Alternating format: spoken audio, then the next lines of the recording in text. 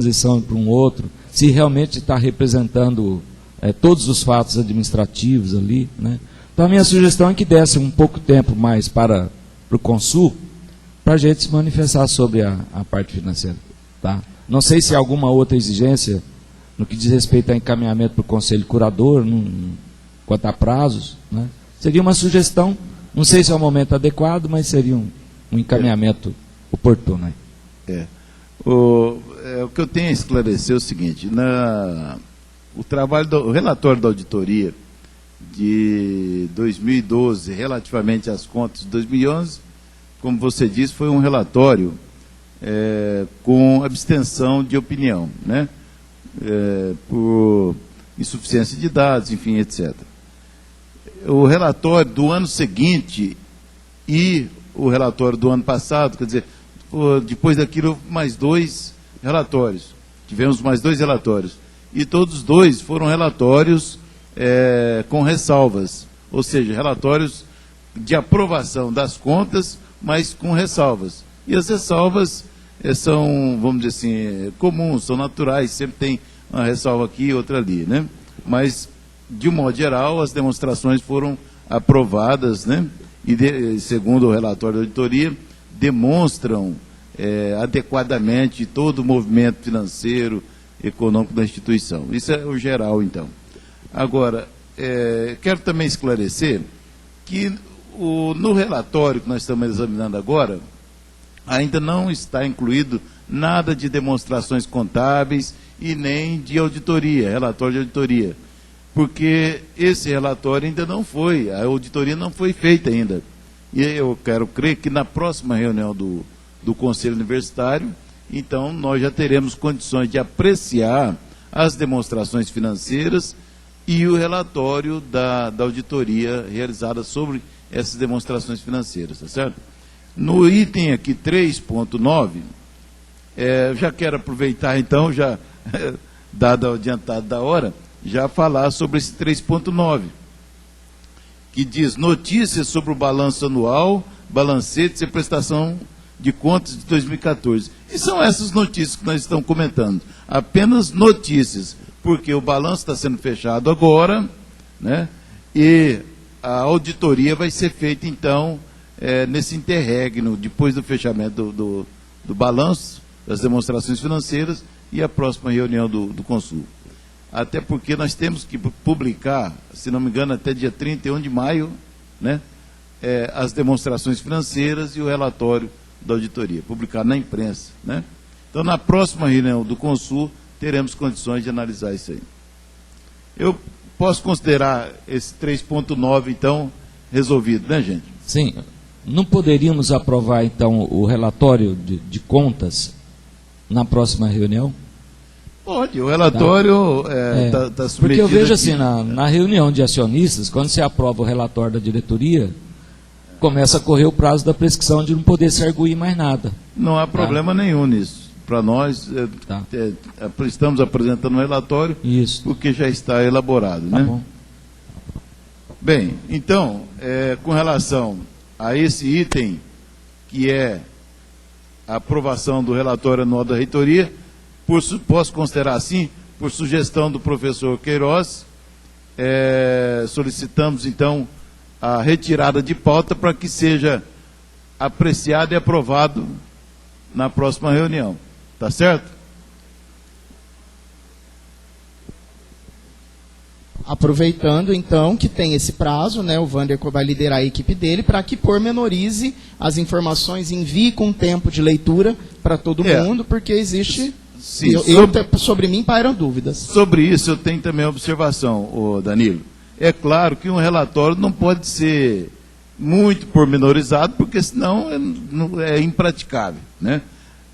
Mas sobre determinados pontos, eu até aceito a sugestão e peço ao Wander que traga a demonstração um pouco mais detalhada relativamente a esses pontos que foram tocados aqui.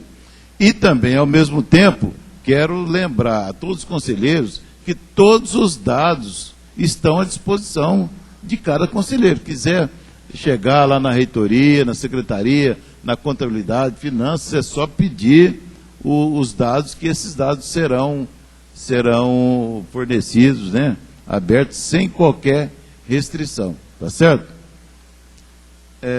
Então, voltando ao ponto aqui, que eu já estou preocupado com o horário, né?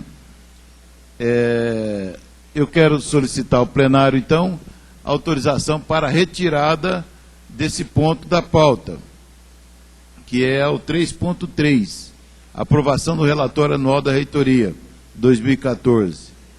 Aqueles que são contrários à retirada, por favor, se manifestem. Aqueles que se abstêm quanto à retirada, por favor, se manifestem. Aprovados, então, por unanimidade. O próximo item é o 3.4, parecer da Comissão Transitória Profeb.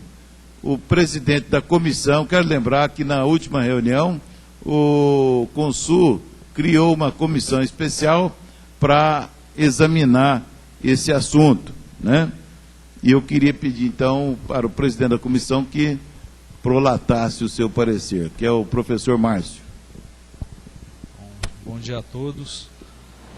Parecer da comissão para análise e avaliação de convênio de cooperação acadêmica, técnica, científica, administrativa e operacional a ser firmado entre a Associação de Professores para Apoio e Desenvolvimento da FEB, Profeb, propõe os seguintes termos. Considerando também a participação de funcionários técnicos do Unifeb, sugerimos acrescentar funcionários colaboradores ao nome da associação, ficando assim denominada Associação de Professores, Funcionários Colaboradores para Apoio e Desenvolvimento da FEB, não somente Profeb, mas Profeb, né? Não dando a impressão que sejam somente professores. Considerando a necessidade de formação e constituição dessa associação, é necessária a formação de um grupo de constituição da mesma, para que faça análise do seu estatuto, que a norteia e siga os trabalhos de sua fundação. Considerando que o presente convênio destaca, a exemplo de outras instituições como FUNEP e FAPEMIG, o potencial de desenvolvimento e ganho financeiro das partes envolvidas, abrangendo o conhecimento técnico, científico, administrativo e operacional, bem como também maior autonomia da execução e elaboração dos trabalhos e serviços, essa comissão emite um parecer favorável à realização desse convênio. Tá? É essa. Perfeito. Apenas para que todos se recordem desse assunto, não sei se ficou claro para todos, a questão é mais ou menos a seguinte. Praticamente todas as universidades públicas têm uma fundação de apoio que exerce essa função justamente de apoiar essa universidade. Então esse é um assunto corriqueiro, comum. Por exemplo, lá, só na USP tem-se a fundação de apoio à Faculdade de Economia, que é a FIPE, né? Todo mundo conhece, FIPE. Tem a da administração, que é a FIA, Fundação de Apoio à Administração. Tem a de contabilidade, que é a FIPECAF. Tem na Unesp, tem a VUNESP, né? Ainda na USP tem aqui em Ribeirão, como é que chama aquela? Fundace, que é muito famosa. Enfim, praticamente tem todas as universidades públicas têm uma fundação que geralmente é fundada por professores da instituição, né, que visa dar um apoio à própria universidade. Esse apoio é sempre dado mediante um convênio de cooperação entre a universidade e essa fundação de apoio, pelo qual essa fundação de apoio oferece atividades, promove atividades profissionais para os professores, né? Por exemplo, ela desenvolve projetos, dá assessoria, consultoria, dá cursos, né? A fundação de apoio. Às vezes utiliza, vamos dizer assim, equipamento físico da universidade, mas remunera por isso, né? E da receita dessa fundação de apoio, ela, do lucro, vamos dizer assim, dessa fundação de apoio, ela destina uma parcela para a universidade. E um outro efeito muito importante é que ela amplia as possibilidades profissionais para os professores da universidade. E esse, na minha opinião, é o principal objetivo. Porque vou citar um exemplo também lá em São Paulo. A Fundação Zerbini. A Fundação Zerbini simplesmente é a responsável pelo funcionamento do INCOR, Instituto do Coração, que é um órgão que funciona ligado, vinculado à Faculdade de Medicina da USP. Então, os profissionais que operam, que trabalham no INCOR, são funcionários contratados da Fundação Zerbini, mas também são professores, muitos deles, a maioria, são professores da Faculdade de Medicina da USP. Então, eles ganham muito mais como profissionais da Fundação de Apoio do que como professores da USP. No entanto, interessa a eles continuarem no contexto da USP, sendo professores da USP, porque assim eles têm a porta aberta na Fundação Zerbini. Isso acontece em todas as universidades, praticamente. Existe até uma lei federal que regula vamos dizer, esse relacionamento entre a universidade pública e essas fundações de apoio. Bom, no nosso caso aqui, esse projeto é antigo, já tem mais de uns 10 anos.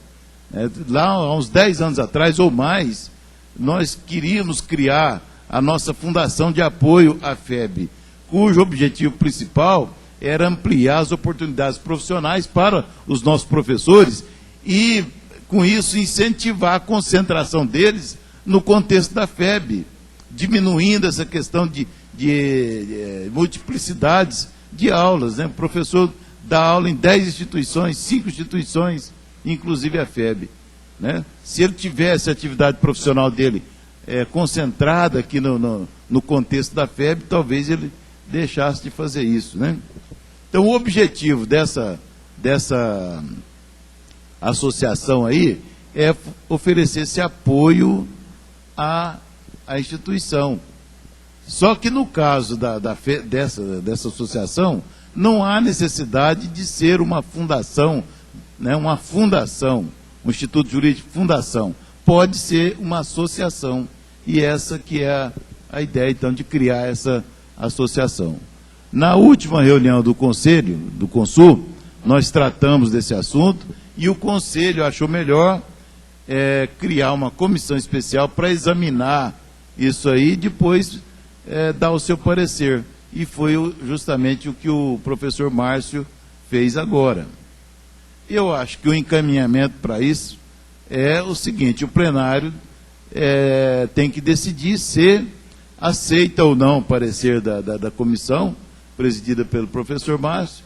Se aceitar, como ele mesmo propôs, criar, ou eu até sugiro que a mesma comissão possa liderar esse processo de criação dessa associação. Certo? Professor Fernando. Professor Reginaldo, durante as nossas discussões na comissão, surgiu um questionamento com relação ao INTEC. Eu gostaria que o senhor explicasse rapidamente por que é necessária a existência da associação e qual que é a diferença do INTEC, que na verdade pertence à mantenedora. Certo. Por que não aproveita o INTEC ao invés de criar essa associação, né? É a pergunta que logo vem. É porque o INTEC faz parte da FEB. O INTEC é um dos órgãos da FEB. A Fundação Educacional de Barretos mantém o centro universitário, mantém o CETEC, que é um colégio técnico, e mantém o INTEC. Ou seja, todos esses órgãos ou entidades estão dentro da FEB. E a ideia da associação é criar uma entidade que esteja fora da FEB.